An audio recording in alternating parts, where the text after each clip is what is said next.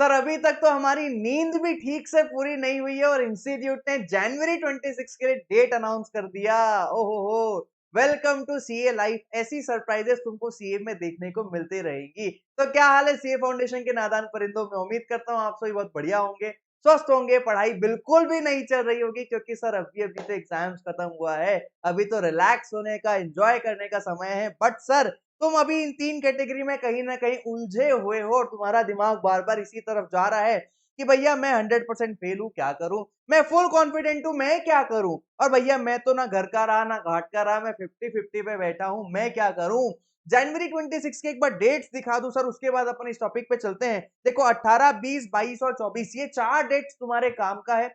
तुम्हारे पास अभी सर सितंबर चल रहा है, अक्टूबर, नवंबर, दिसंबर, जनवरी 18 तक का पूरा टाइम है। लगभग तुम्हारे पास 3.5 महीने से ऊपर का टाइम बचा है। तो सर एग्जाम्स को तो काफी टाइम बचा है, लेकिन सर तुम अभी किसी भी कैटेगरी में हो, तुम्हारा सबसे पहला काम जो मैंने व्हाट्सएप ग्रुप, टेलीग्राम में सब में डाला था कि भैया 2 दिन के कंप्लीट ब्रेक पे चले जाओ।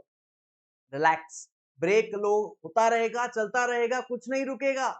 टेंशन मत लो, रिलैक्स रिलैक्स रिलैक्स। अब भैया एकदम आराम से सो, है ना? हम पास हुए चाहे फेल हुए हम देखा जाएगा, लेकिन 2 दिन तो हम कम से कम अपनी पसंद की मूवी देखेंगे, कहीं राउंड मार के आएंगे, बढ़िया आइसक्रीम खा के आएंगे, कुछ अच्छा फूडी हो फूड खा के आएंगे। भैया कुछ तो ऐसा करेंगे जिससे दिमाग थोड़ा ठंडा हो जाए, तारक मेहता देखेंगे और एंजॉय करेंगे। 2 दिन के बाद सर 25 तारीख तुम्हारा है एनालिसिस डे। क्या ब्रेक ही लेते रहोगे? सर ब्रेक लेते रहना है, लेकिन साथ साथ में अब वापस से बैक टू पवेलियन भी होना है। 25 तारीख तुम्हारा एनालिसिस डे रहेगा, जहां पे तुम सारे सब्जेक्ट के सारे आंसर्स को एनालाइज करोगे कि तुमने क्या लिखा है। सर लॉ का आंसर्स मैं यूट्यूब लाइव पे आऊंगा 5 बजे, तुमको समझा दूंगा क्या आंसर होना चाहिए था, तुमने क्या लिखा है। तुमको जो भी डाउट रहेगा चैट पे बताना, मैं उसी समय एड्रेस भी कर दूंगा। लेकिन सर अगर मैं इनकी बात करूं कि तुम्हारा पोजीशन अभी है और तुमको करना क्या चाहिए, तो पहले तो मैं इससे बात कर लेता हूं जो हवा में तैर रहा है अभी। देखो तुम्हारे पास एक ऑप्शन है कि तुम भैया ना इंतजार कर लो रिजल्ट्स तक का, लेकिन इंतजार करोगे ना तो तुम गाना गाने लग जाओगे, इंतहा हो गई इंतजार की। सर इससे बेटर है कि रिजल्ट्स तक वेट मत करो।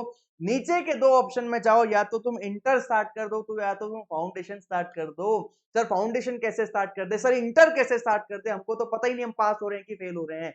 बट मैंने बोला कि देखो तुम्हारा दिल जानता है कि तुम पास हो गए या फेल हो गए, ज्यादा झुकाव किस तरह पे एक बार देख लो। तुमको लग रहा है कि इंटर स्टार्ट करने में कोई हर्ज नहीं होना चाहिए तुम्हारे लिए, तो तुम इंटर स्टार्ट कर दो, लेकिन ऐसी कोचिंग इंस्टीट्यूट से करना जहां 100% रिफंड पॉलिसी अवेलेबल हो कि भैया रिजल्ट अगर नेगेटिव आ जाए किसी कारणवश, तो आपको आपके सारे पैसे वापस मिलने चाहिए। ऐसी कोचिंग से आप करना चाहो कर लो। फाउंडेशन स्टार्ट करना भी समझदारी का ही काम रहेगा, क्योंकि सर अभी आप हवा में हो, ना आप इधर जा सकते ना आप उधर जा सकते। लेकिन मैं कह रहा हूं यहां तो बिल्कुल मत जाओ, 40 दिन वेट करना कोई समझदारी का बात नहीं है, क्योंकि सर आपका 22 तारीख को एग्जाम खत्म हुआ है, प्लस 40 डेज हिसाब लगा लो। लगभग अक्टूबर 30 तारीख के आसपास तुम्हारा रिजल्ट आएगा, उससे पहले नहीं आने वाला। 35 डेज में आज तक इंस्टीट्यूट ने नहीं निकाला है। 40 दिन का समय लेता है इंस्टीट्यूट और उतना टाइम लगेगा।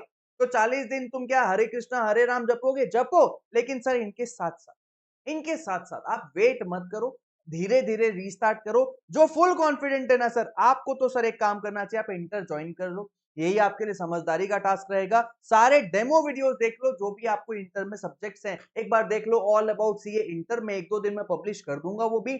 हालांकि सर आपके पास कोई यूट्यूब वीडियो ऑलरेडी अवेलेबल होगा, उनको भी देखना चाहो देख लो। आप डेमो वीडियोस को देखो, आप समझो कि भाई कौन फैकल्टी कैसा पढ़ाता है, आप समझो उस चीज को। आपका करियर आप अपनी टीचर्स खुद डिसाइड करो, नो प्रॉब्लम एट ऑल। तो आप सर इंटर ज्वाइन कर लो, कोई प्रॉब्लम वाली बात है नहीं। और सर जो फेल हो गया, तुमसे बात करूं अगर मैं, तो सर हमने मेहनत की कोई कमी रखी नहीं थी। मैंने भी तुम्हारे लिए fast track, one shot, daily dose, ये वो चिट रिपीट मैराथन सब दिया था, कॉम्पैक्ट क्वेश्चन बैंक सब दिया था। बट स्टिल हम अगर फेल हो गए हैं, तो सर खाली लॉ की वजह से तो नहीं हुए होंगे। मैं तुम्हारा लॉ संभाल सकता हूं, बाकी 3 तो तुमको खुद संभालना है। लॉ की जिम्मेदारी तुम्हारी मैंने ली है, ये तो मैंने हमेशा बोला, लेकिन सर आपको बाकी सब्जेक्ट तो संभालने हैं। तो देखो मैं कहता हूं कि अगर तुमको पता है कि हम फेल होने वाले हैं, तो तुम 3-4 दिन का ब्रेक लेके स्टार्ट कर दो। और स्टार्ट कैसे करना है? थोड़ा स्लो स्टार्ट करना है सर। आप एकदम पेस में मत भागोगे, एकदम जोश में फेल हो गए यार तोड़ देंगे फोड़ देंगे मरोड़ देंगे, ऐसा नहीं। बी रिलैक्स, काम कंपोज, समझदारी से। सर आपको ना अपनी गलतियों से सीखना है कि आपने कौन कौन सी ऐसी गलतियां की जिसके कारण आप जो है फेल हो गए हो। सर जब मैं आप लोगों को पढ़ाता हूँ, मुझे भी कई सारे काम आते हैं, मैं भी अपनी गलतियां, क्या काम करना है क्या नहीं करना है, ऐसे पन्ने हैं सर पूरा भर देते हैं। देखो ये सब पन्ने हैं पूरे भर जाते हैं कि क्या ध्यान रखना है, क्या आगे करना है, क्या नहीं करना है। आपको चीजों को समझना है और उसके बाद काम करना है। एक बार एनालाइज करने बैठो कि तुम अगर फेल हो रहे हो क्या कारण है, सोचो सर सोचो। जब तक सोचोगे नहीं ना, मंथन नहीं करोगे ना, तब तक राइट डायरेक्शन में नहीं जाओगे।